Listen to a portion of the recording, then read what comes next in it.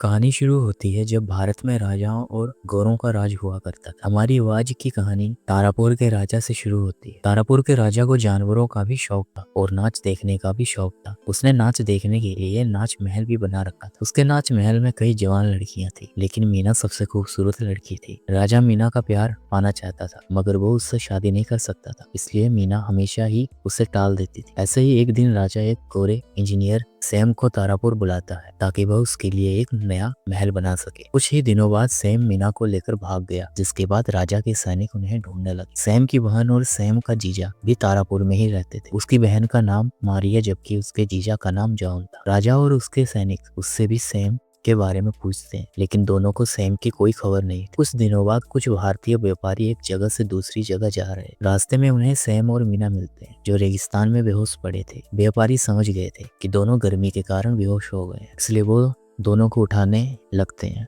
दूसरी तरफ राजा के सैनिक गांव-गांव जाकर सभी को सैम और मीना के बारे में बता रहे थे। वो सभी से कह रहे थे कि जो भी राजा को सैम की खबर देगा, राजा उसे मोटा इनाम देगा। राजा हाल में मीना को पटाना चाहता और सैम को दर्दनाक सजा देना चाहता था। उधर सैम और मीना एक व्यापारी के घर में थे। दोनों ने जब एक दूसरे को पहली बार देखा था, तभी उन्हें प्यार हो गया। दोनों ने साथ ही जीने मरने की कसमें खा ली। दूसरी तरफ गांव के कुछ लोगों ने फैसला कर लिया था कि वो सैम की खबर राजा को और राजा से इनाम हासिल करेंगे। रात को जब सैम और मीना नींद में थे, तो सैम कोई आवाज सुनकर जाग जाता। राजा के सैनिक उसी गांव में आ गए थे, जिस गांव में सैम और मीना रुके हुए थे। गांव के कुछ लोग सैम के पास आकर उससे बताते हैं कि किसी ने राजा को तुम्हारी खबर दे दी है। इसके बाद वो सैम को हथियार और खाने पीने की चीजें देकर गांव से भगा देते हैं। राजा के सैनिकों ने दोनों को भागते हुए देख लिया। वो उनका पीछा करते हैं, लेकिन सैम और मीना एक बड़े से पहाड़ में आ जाते हैं। इस पहाड़ में कुछ गुफा थी। सैम और मीना इसी गुफा में छुप जाती। राजा के सैनिक भी पहाड़ में आकर दोनों को काफी ढूंढते, मगर वो उन्हें कभी भी नहीं मिलते। गुफा में आकर मीना प्रार्थना करने लगती ताकि वो और सेना सही सलामत रह सके। अगले दिन मीना पानी लेने के लिए गुफा से बाहर निकलती। सैम उसे रोकना चाहता था, लेकिन मीना उसकी बात नहीं मानती। जल्दी ही सैम को मीना की चीख सुनाई दी, जिससे सुनकर वो गुफा से बाहर आ। मीना को राजा के सैनिकों ने पकड़ लिया था। सैम जल्दी जल्दी राजा के सैनिकों पर टूट पड़ा ताकि उनसे मीना को बचा सके। राजा के सैनिक कहीं नहीं गए थे, बल्कि सभी छुपकर सैम और मीना का इंतजार कर रहे। सैम सैनिकों को दिलेरी से मुकाबला करता है, मगर वो एक सैनिक से लड़ते लड़ते पहाड़ से नीचे गिर जाता है। सबको लगता है कि सैम मारा गया, लेकिन वह नीचे गिरकर सिर्फ जख्मी हुआ। थोड़ी देर बाद राजा सैम की बहन मारिया के पास आकर उसे सैम की मौत के बारे में बताता। मारिया को राजा की बात सच नहीं लगती, इसलिए वह उसकी बात पर यकीन नहीं करती। उधर राजा का सेनापति मीना के पास आ गया था। ये लोग मीना को पकड़कर उसी नाच महल में ले आए थे। यहाँ राजा मीना का नाच देखा सेनापति चाहता था कि मीना राजा को खुश करे और उसकी दासी बनकर रहे, मगर मीना ऐसा करने से मना करती। उसे मौत तो मंजूर थी, मगर राजा की दासी बनना बिल्कुल भी मंजूर नहीं था। कुछ देर बाद राजा भी मीना को मनाने उसके पास वो उसे कहता है कि मैं जब चाहूँ तुम्हारी इज्जत लूट सकता हूँ, लेकिन मैं ऐसा करना नहीं चाहता कि तुम अपनी मर्जी से मेरा पानी निकालो। उसकी बात सुनकर मीना कहती है कि मेरी गहराई में इतनी आग है कि वो तुम्हारे केले को जला देगी। उसकी बात सुनकर राजा को इतना गुस्सा आता है कि वो उसे मौत की धमकी दे देती। मीना उसकी धमकी से भी नहीं डरती, जिसके बाद राजा वहां से चला जाता है। राजा के बाद सेनापति मीना के पास आता, वो उससे कहता है कि अगर तुमने राजा को खुश नहीं किया तो मैं तुम्हें सैम को जिंदा छोड़ दूंगा। उसकी बात सुनकर मीना हैरान हो गई थी, क्योंकि उसे तो लग रहा था कि सैम मर चुका है। उधर सैम की बहन मारिया भी महल में आ चुकी थी। वो छुपकर यहाँ आई थी ताकि अपने भाई सैम को ढूंढ सके। दूसरी तरफ सेनापति मीना को लेकर कहीं जा रहा था। वो उसे सैम दिखाना चाहता ताकि सैम को देखकर वो उसकी बात मान जाए। जल्दी ही वह मीना को एक कुएं के पास लेकर आता है। इस कुएं के अंदर सैम कैद था। वो अभी भी काफी जख्मी था, लेकिन फिर भी जिंदा था। उसे जिंदा देखकर मीना खुश हो गई और उसने राजा को भी खुश करने का फैसला किया। जल्दी ही सेनापति मीना को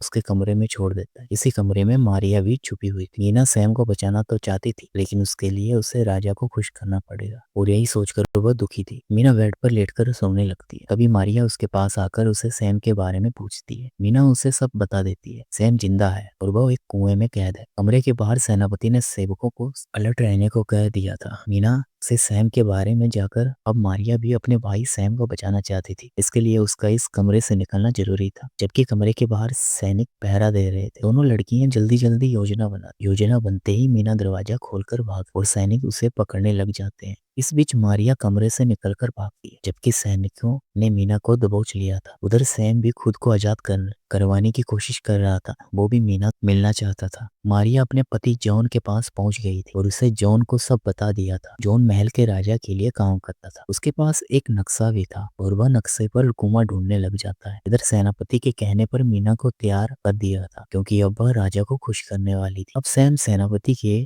किसी काम का नहीं था, इसलिए वह उसे मरवाना चाहता था। उधर सैम भी आजाद होने की पूरी कोशिश कर रहा था और इसी बीच सेनापति का भेजा सैनिक उसके पास आता है। उसे देखते ही सैम समझ गया था कि वह उसे मारने आया है। सैनिक सैम के पास आकर पहले एक चाबी फेंकता है और फिर उसे कहता है कि अगर तुम मेरे हाथों से बच गए तुम यहाँ से जा सकते हो। इतना कहकर वह सैम पर टूट पड़ता है। सैम भी तेजी दिखाता है और सैनिक को की जंजीरों में फंसा देता है। सैनिक बचने की बहुत कोशिश करता है लेकिन बच नहीं पाता और वो साला सैम के हाथों मारा जाता है। दूसरी तरफ मारिया और जॉन भी महल के गुप्त रास्तों में पहुंच चुके थे। जल्दी ही मारिया जॉन के बताए रास्ते पर अकेले ही जाने लगा ताकि जॉन बाहर की रुककर नजर रख सके। ये दोनों सीधा तो कुएं तक जा नहीं सकते थे लेकिन गुप्त रास्तों का सहारा लेकर कुएं की तरफ बढ़ रहे थे। मारिया लगातार आगे बढ़ रही थी और इसी बीच वो कदमों की आहट सुनकर छुप जाती है। ये कदमों की आहट सैम की थी जो कुएं से बाहर निकल आया था। मारिया पहले तो उसे देख ही नहीं पाई थी लेकिन जब उसकी नजर सैम पर पड़ती है तो वे उसे जोर से पुकारती है। सैम उसकी पुकार तो सुन लेता है लेकिन वो उसे देख नहीं पाता। दोनों एक वक्त गुफा में भटक चुके थे। इसी बीच मारिया एक गड्ढे में फंसकर नीचे गिर जाती है। वो इस नई जगह पर पहुंच गई थी जहां बहुत सारे लोग थे। मारिया इन अजीब से लोगों को देखकर डर गई थी। यह सब लोग कई सालों से यहाँ कैद थे इसलिए वो लोग पागल